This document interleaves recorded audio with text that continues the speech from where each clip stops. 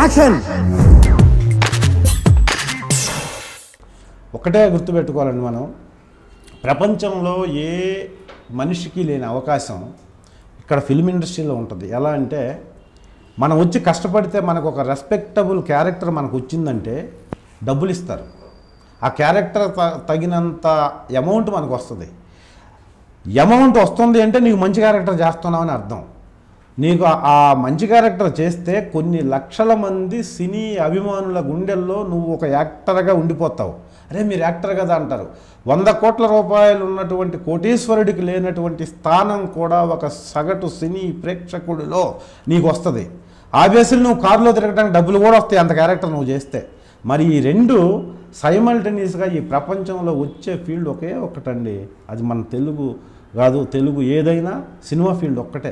సినిమాలో యాక్టర్కి మాత్రమే ఈ అవకాశం.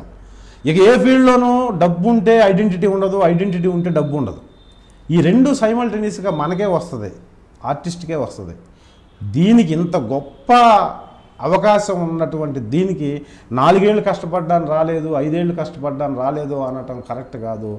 జీవితాంతం లైఫ్ టైం దీనికోసం కష్టపడి ఉండాలి. చివరి 2 సంవత్సరాలు వచ్చినా కూడా ఆర్టిస్ట్గా ట్రై చేస్తున్నందుకు మన జన్మ ధన్యం. అందుకని నెగిటివ్ థింకింగ్ మాని హార్ట్ఫుల్గా, సిన్సియర్గా, డెడికేటెడ్గా మీరు దీనికోసం కష్టపడండి. ప్రతి ఒక్కళ్ళకి యూ హ్యావ్ వన్ డే, డెఫినెట్గా మన రోజు అంటూ వస్తుంది. ఆ రోజు వచ్చినప్పుడు మనం నిరూపించుకోవడానికి రెడీగా ఉందాం. అప్పటిదాకా వెయిట్ చేద్దాం, పాజిటివ్గా వెయిట్ చేద్దాం. అంటే నెగిటివ్ థింకింగ్ మాని పాజిటివ్గా ఉందాం. పాజిటివ్ ఎనర్జీతో ఉంటే డెఫినెట్గా మనిషికి ఖచ్చితంగా సక్సెస్ వస్తుందండి, నో డౌట్. నాకు వచ్చింది కదా, మీకు వస్తుంది. ఇది